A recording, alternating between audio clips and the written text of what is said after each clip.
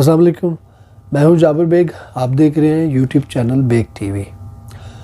नाज़रीन, 2 दिन पहले मरी के अंदर एक नाखुशगवार वाक़या, एक हादसा पेश आया। पूरी कौम उस पर अफसरदा है, गमज़दा है, तकलीफ़ में मुब्तला है और ये बड़े अफसोस की बात है। ये एक हादसा पेश आया और जिसके नतीजे में तकरीबन 22 से 25 लोगों की जो हलाकत हो चुकी है और बहुत ज़्यादा बर्फ़बारी की वजह से, ट्रैफिक जाम की वजह से और बर वक़्त वहाँ के जो लोकल जो इंतज़ामिया की तरफ से जो इंतज़ामात मुकम्मल कर लेने चाहिए थे वो मुकम्मल नहीं हो सके। उसकी वजह से, उसके नतीजे में ये जो हलाकतें हुई हैं, ये एक तशवीशनाक बात है पाकिस्तानियों के लिए ख़ास तौर पे और बहैसियत इंसान भी इंसानी जानों का जो ज़िया है उस पे दुख और अफसोस होना चाहिए। हुकूमत की नाअहली किस हद तक है और वहाँ की जो लोकल इंतज़ामिया है उसकी जो नाअहली है, उसकी जो बद इंतज़ामी है, वो भी अपनी जगह पे वो बिल्कुल बात दुरुस्त है कि वो नाकाम रहे।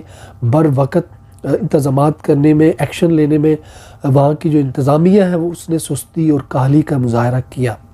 लेकिन बहैसियत इंसान, बहैसियत मुसलमान भी हमें इन चीज़ों को देखना ये है कि इन 2 चीज़ों के बाद हुकूमत की नाअहली भी कह सकते हैं और इंतज़ामिया की जो बदनज़मी है, बद इंतज़ामी है, जो सुस्ती है, जो काहली है, वो भी अपनी जगह पे बात दुरुस्त है।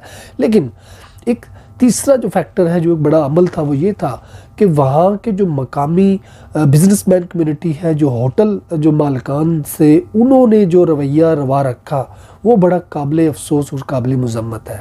वहाँ के जो होटल्स के जो मालिकान हैं उन्होंने यकदम से इस मजबूरी को देखते हुए, लोगों की इस मजबूरी को देखते हुए फ़ायदा उठाने की गरज से जो रूम के रेंट थे वो अचानक बढ़ा दिए और इतने बढ़ा दिए कि लोग मजबूर हो गए रात अपनी गाड़ियों में गुजारने में और अपनी रात जो है वो सड़कों में गुजारने में उन्होंने बेहतरी समझी।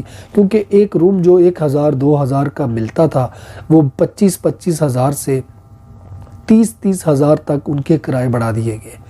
तो ये एक बड़ी मुसलमान होने की हैसियत से, इंसान होने की हैसियत से बड़ी शर्मिंदगी वाली बात है, बड़ी शर्म वाली बात है कि ये वहाँ के जो होटल मालिकान ने जो बेहिसी का मुजाहरा किया, हवस और लालच में आकर इंसानी जानों की कदर नहीं की, बल्कि पैसे को, दौलत को, प्रॉफिट को वक़्त दी और उसी पे ही अपनी नज़र रखी कि लोग मजबूरी में हैं और इनसे फ़ायदा उठाया जाए। ये बड़ी तकलीफ़ दे बात है, ये ऐसा नहीं होना चाहिए था। आज छोटे से वीलॉग में मेरे 2-3 मेहमान शामिल हैं। मैं इनसे जानूँगा कि वो इस हवाले से अपनी क्या राय रखते हैं। प्रोफेसर मंसूर साहब, बताइएगा कि ये जो एक अफसोसनाक वाक़या पेश आया, इसमें पूरी कौम रंजीदा है। हर किसी ने अपने अपने तौर पे इसका जो है वो अपना इजहार किया। ट्विटर पे, फेसबुक पे, दीगर सोशल मीडिया पे लोगों ने गम गुस्से का इजहार किया। किसी ने हुकूमत को आड़े हाथों लिया, किसी ने इंतज़ामिया को गालियाँ दी। अपोजिशन भी हुकूमत करने से बाज नहीं आ रही, वो भी सियासी पॉइंट स्कोरिंग के लिए बयानात दे रही है। बहरहाल गिरफ्त होनी चाहिए जो कसूरवार हैं उन लोगों की, चाहे वो अपोजिशन करे चाहे कौम करे। आप इस हवाले से अपनी क्या राय रखते हैं? बिस्मिल्लाहिर्रहमानिर्रहीम। जाबिर बेग साहब, मैं आपका बहुत बहुत शुक्रिया अदा करता हूं कि आपने हमेशा की तरह एक हॉट टॉपिक के ऊपर प्रोग्राम किया है और इसका मैं आपका शुक्रगुजार हूं कि आपने मुझे लबकुशाई का मौका दिया। मरी के अंदर जो कुछ भी गुज़िश्ता कुछ रोज़ में हुआ, मेरा ख्याल में हर वो पाकिस्तानी, बल्कि इस पाकिस्तान के अलावा एशिया लेवल पे या मे बी के वर्ल्ड लेवल पे जो लोग मीडिया से एसोसिएटेड हैं, किसी भी अंदाज में मीडिया के साथ उनका ताल्लुक है या मीडिया के जो सोशल कनेक्शंस हैं उनको यूज़ करते हैं, तो उनको पता है कि वहाँ पे क्या हुआ। तो जाहिर सी बात है, सबको पता है और सारे इस बात पे एग्री है कि ये एक कुदरती आफत ही थी, क्योंकि इस साल जो बर्फबारी हुई वो यकीनन बहुत ज़्यादा थी, हद से ज़्यादा थी। और अगर इस सारे मामले की जिम्मेदारी से आप हुकूमत को बरी ज़िम्मा करार दें तो मेरे ख्याल में ये नाइंसाफ़ी होगी। हुकूमत के ऊपर इसकी बहुत बड़ी जिम्मेदारी आयद होती है। हुकूमती एहलकार, हुकूमती इदारे, ब्यूरोक्रेट्स और वहाँ पे काम करने वाले जितने भी हुकूमती मशीनरी है उनके ऊपर तो सवाल उठता ही उठता है। लेकिन मैं चूँकि एक सोशल सर्विसेज पे बिलीव करने वाला इंसान हूँ या मैं आवाम के अंदर से ताल्लुक़ रखता हूँ, तो मुझे आवाम से और मरी के आवाम और ख़ुसूसन अपने ताजिर लोगों से जो मरी के ताजिर हैं उनसे गिला भी है, शिकायत भी है और गुस्सा भी है और सवाल भी है कि आखिरकार वो कौन सी यानी मजबूरी थी जिसके तहत एक होटल का जिसका 3,000 रुपये एक रात का रेंट होता है, इन्होंने 40,000 रुपये लिए या कुछ जगहों पे 50,000 भी लिए गए या मांगे गए। और मुझे बताया गया कि वहाँ पे हीटर भी 1,000 रुपये फी घंटा के हिसाब से दिया गया। इवन कि ये भी मैंने पढ़ा कि टायर चेंज करने के लिए 5,000 रुपये लिए गए और उबला हुआ अंडा मरी में उन दिनों में ये 2 रातें जो थी 250 रुपये का एक उबला हुआ अंडा बेचा गया, जबकि छोटी गाड़ी को धक्का देने के लिए 1500 रुपये लिए गए और बड़ी गाड़ी को धक्का देने के लिए, सिर्फ धक्का देने के लिए 3,000 रुपये लिए गए। तो मेरा ये मरी के ताजरों से सर ये सवाल है कि आखिरकार आप लोगों की कौन सी मजबूरी थी कि आप लोगों ने अपने ही मुसलमान भाइयों को, अपने पाकिस्तानी भाइयों को इस तरह से लूटा। और सिर्फ लूटा नहीं, पैसे लूटे जाते तो कोई बड़ी बात नहीं थी, लेकिन इन हाई रेट्स की वजह से खासकर जो होटल के कमरों के रेट्स थे, जब इन्होंने तकरीबन 15 गुना ज़्यादा पैसे मांगे तो बहुत से लोगों ने होटल में रहने के बजाय अपनी गाड़ियों के अंदर सोने को और वहाँ पे रात गुजारने को फौकियत दी और बेचारों ने वहाँ पे हीटर लगा के रात गुजारने की कोशिश की। तो रिवर्स एमिशन की वजह से 20 से ऊपर कीमती जानें ज़ाया हो गई। तो सवाल यहाँ पर इन ताजिर लोगों से उठता है कि हुकूमत तो आपको पकड़े या ना पकड़े, अल्लाह ताला ने आपको ज़रूर पकड़ना है। और क्या ये इस्लामी असूलों के मुताबिक है या इस्लामी तो छोड़े, ये तो मैं कहता हूँ कि कुफर के निज़ाम में भी कहीं पर भी ये चीज़ रवा नहीं होगी कि आपने जिस इस हिसाब से लोगों को लूटने की कोशिश की। और आखिर में मुझे पाकिस्तानी हुकूमत से अपील है कि कम अज़ कम इन लोगों के ख़िलाफ़ स्ट्रिक्ट एक्शन लिया जाए जिन्होंने मुसीबत की इस घड़ी में भी अपने पाकिस्तानी और मुसलमान भाइयों को बुरी तरह लूटा। और कुछ लोग लूटने से बचना चाहते थे तो वो अपनी ज़िंदगी से ही जान दो बैठे। तो इसलिए मेरी हुकूमत से अपील है कि कम अज़ कम अब इन ताजिर लोगों के खिलाफ स्ट्रिक्ट एक्शन लिया जाए। Thank you very much. Professor साहब आपका बहुत शुक्रिया। ताहिर बेग साहब मेरे साथ हैं, ताहिर बेग साहब से मैं जानूंगा। ताहिर बेग साहब ने एक रोज़ कबल एक वीडियो मैसेज भी अपलोड किया, बड़ा अच्छा मैसेज था और बड़े आप दिल गिरफ्ता थे, आप बड़े रंजीदा थे और आपका जो पाकिस्तानियों से जो मोहब्बत है उसका इजहार हमने देखा और सुना। ताहिर बेग साहब, ये जो सारा मामला हुआ जी, जो वाक़या हुआ, इससे कतई नज़र इसके कि लोग बहुत सारे जो दीगर पार्टियाँ हैं वो सियासत कर रही हैं, लेकिन हमने मुल्क की मफाद को देखना है और हमने एज ए बहसीत मुसलमान और इंसान इस पर अपनी जो इजहार ख्याल है वो करना है। आप इस हवाले से क्या मैसेज देंगे, क्या कहेंगे आप? वालेकुम अस्सलाम बेग साहब, जिस टॉपिक पे आप बात कर रहे हैं इंतहाई अफसोसनाक किस्म का ये वाक़या था। मरी में अभी जो ये सानिया हुआ है इसमें बहुत सी जानें गई हैं। इसमें गफलत आप कह सकते हैं कि मैनेजमेंट के हवाले से ज़्यादा है, उसमें बराबर हुकूमत भी इसमें शरीक है, उन्होंने भी की है। अभी मरी का ये जो सीन है ये पहली दफ़ा नहीं हुआ, मरी में हर सीज़न में ऐसे होता है, हर सीज़न में ये चीज़ें होती हैं। वहाँ पे जितने भी होटल मैनेजमेंट वाले हैं वो ऐसे ही करते हैं, अपने होटल रूम्स के चार्जेस बढ़ा देते हैं, ठीक है, खाने के एक्सपेंस ज़्यादा कर देते हैं, हर चीज़ महंगी देते हैं। मगर मेरा मेन मैसेज ये है, जितनी भी अवाम, जितनी भी ये विज़िटर निकलते हैं सैर तफरी के लिए, उनको चाहिए कि ये मरी को बाइकाट कर दें, बिल्कुल छोड़ दें। मरी के अलावा इतने इतने अच्छे खूबसूरत पॉइंट हैं, कलाम बहुत खूबसूरत पॉइंट है, वहाँ पे आपको 12 से 13 अच्छे पॉइंट मिलेंगे घूमने के लिए। ब्लू वाटर है, ग्रीन टॉप है, मोंडल झील है, इसके अलावा बहुत से पॉइंट है। क्योंकि मेरा अपना ट्रैवल एंड टूर्स का काम है, मेरे टूर्स जाते हैं मालन जब्बा, कलाम, स्वात, बहुत साइडों पे मेरे टूर जाते हैं।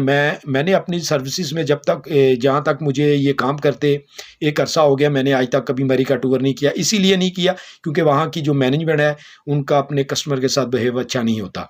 और देखिए, अगर हम अपनी फैमिलीज़ को लेके जाते हैं कहीं पे, तो हमारा भी ये फ़र्ज़ बनता है कि हम अगर किसी की फैमिलीज़ को लेके जा रहे हैं तो उनके लिए भी एक अच्छा मैनेजमेंट करें, उनको एक अच्छी जगह दें, एक अच्छे ऐसा पॉइंट दें जहाँ पे उनको मुकम्मल सेफ्टी हो। तो मैं तो यही कहूँगा, ये बहुत दर्दनाक वाक़या था कि मैं ख़ास ये अपील करूँगा जितने भी ये विज़िटर हैं, ये बार-बार मैं ये बात कर रहा हूँ कि आप खुदारा आप मरी को बाइकआउट करें, मरी ना जाएँ। आप और बहुत से पॉइंट हैं, नारायण का गान बाबूसर टॉप है, अभी वो बंद है, जब वो ओपन होगा आप उस साइड पे चले जाएँ। अभी फ़िलहाल कलाम है, कलाम आप चले जाएँ, कलाम इससे बेस्ट है और वहाँ पे स्लो फनिंग इससे डबल होती है, कम नहीं होती। तो आप वहाँ पे जाएँ, वहाँ पे इन चीज़ों को एन्जॉय करें, मरी को बाइकआउट करें। क्योंकि देखें, फैमिलीज़ हर एक की अपनी फैमिलीज़, हर बंदा अपनी फैमिलीज़ की, कोई भी नहीं चाहेगा कि किसी की फैमिली के साथ कोई बंदा बदतमीज़ी करे या उसके साथ कोई ऐसा बिहेव हो। तो मैं आपसे ये रिक्वेस्ट करूँगा, आप मरी से बाइकआउट करें और साइड पे जो है ये जितने पॉइंट हैं, कलाम है, उसके अलावा स्वात है, उसके अलावा मालन जब्बा है, ये पॉइंट जो हैं ये टोटली जितना भी विंटर है उसमें बंद नहीं होते। यहाँ पे आप जाएँ, यहाँ पे अपनी फैमिलीज़ को लेके जाएँ, उनको विज़िट कराएँ, वहाँ पे एन्जॉय करें, ये आप लोगों के लिए बेहतर है। बहुत शुक्रिया आपका, थैंक यू। ताहिर बेग साहब, आपका बहुत शुक्रिया, आपने बड़ी अच्छी और मुफस्सल गुफ्तगू की। नाज़रीन, एक छोटा सा मैसेज ये है कि बहैसियत इंसान, बहैसियत मुसलमान और पाकिस्तानी की हैसियत से मैं ये मैसेज भेज रहा हूँ और अपनी कौम को ये रिक्वेस्ट कर रहा हूँ कि खुदा के लिए मौका परस्ती को छोड़ें, इन चीज़ों से पीछे हट जाएँ। अपने ज़ात के फ़ायदे के लिए दूसरों की ज़िंदगियों को रिस्क में डालना ये इंसानियत नहीं है, ये घाटे का सौदा है। आप दुनिया के अंदर कुछ दिनों के लिए फ़ायदा हासिल कर लेंगे, लेकिन आपको इसका जवाब दुनिया में भी देना होता है। कब्र हशर तो मौजूद है ही, लेकिन दुनिया के अंदर भी आपको इसका हिसाब दे के जाना होता है। हमारे लिए ये बड़ी बदकिस्मती की बात है कि हम लोगों ने 2005 का जब ज़लज़ला आया, हमने देखा कि तब भी इंसानियत चीहो पुकार कर रही थी और हमारे जो लोग हैं वो हमारे अपने ही लोगों के हाथों से जो है वो सोना ख़वातीन के हाथों से सोना उतार के लेके जा रहे थे, बजाय इसके कि वो उनकी मदद करते, उनकी हेल्प करते। लेकिन बदकिस्मती से हमने ये भी देखा, और ये भी तारीख़ के हिस्सों में शामिल है, हमारे ऊपर जब भी कभी कोई सैलाब की कोई आफत आई, कोई इस तरह के जो मामलात बने, तो हमारे लोगों ने, सियासतदानों समेत लोगों ने उनके नाजायज़ फ़ायदे उठाए। इंसानियत को हम दफन कर देते हैं, लेकिन हम अपने हवस को ज़िंदा रखते हैं। अभी हाल ही में जो भी वाक़या हुआ, इसमें भी हमने देखा कि हम लोगों ने हवस को, उसकी पूजा की, हमने इंसानियत को ज़िंदा दफन कर दिया। हमने अपने पैसों को ज़हन में रखा, हमने अपने फ़ायदों को ज़हन में रखा, और हमने बहुत सारी कीमती जानों को, जिनको हम बचा सकते थे, हमने उनको नहीं बचाया, बल्कि हमने अपने फ़ायदे को देखा। और बहुत सारे जो घर हैं वो वीरान हो गए, बहुत सारी माओं के बेटे, बहुत सारी माओं के जो गोदे हैं वो उजाड़ दी हमने। लेकिन हम अभी भी चंद दिनों के लिए, चंद मिनट के लिए एंटरटेनमेंट के तौर पे इस तरह के वाक़यात को डिस्कस करते हैं, और कभी हुकूमत को गालियाँ देते हैं, कभी इंतज़ामिया को गालियाँ देते हैं। लेकिन बहसीत कौम ये हमारा भी कहीं ना कहीं, हमारा भी इसमें कसूर है। ये बात हमें तस्लीम करनी चाहिए। जब तक हम बहसीत इंसान अपने आप को दुरुस्त नहीं करेंगे, अपनी गलतियों को, अपनी कमज़ोरियों को ठीक नहीं करेंगे, मुआशरा कभी भी इस तरह ठीक नहीं होता। तो हमें अपने तौर पे अपने आप को ये जो है वो करना होगा। हम जब तक ख़ुद को ठीक नहीं करते, हम किसी दूसरे को ठीक नहीं कर सकते। हमारे अंदर ये चीज़ बदकिस्मती से है कि रमज़ान आता है तो हम अपनी चीज़ों की प्राइसें ऊपर कर देते हैं। हम उस महीने को एक वाहिद महीना समझते हैं जिसमें हम लूट मार कर सकते हैं और पूरे साल के हम पैसे बना सकते हैं। लेकिन बाहर की दुनिया में ऐसा नहीं होता। बाहर की दुनिया में रमज़ान के दिनों में वो लोग सेल्स पे ऑफ़र्स लगा देते हैं, चीज़ों की प्राइसें कम कर देते हैं, ताकि मुसलमान अपनी इबादत जो है उसको अच्छे तरीके से कर सकें, उनके खाने पीने में कोई रुकावट पेश ना आए।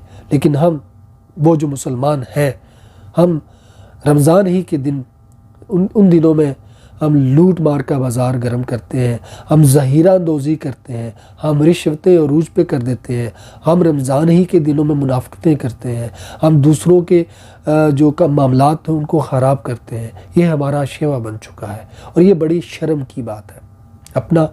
अपने गिरदोनवा का बहैसियत इंसान ख्याल रखिएगा। अल्लाह हाफ़िज़।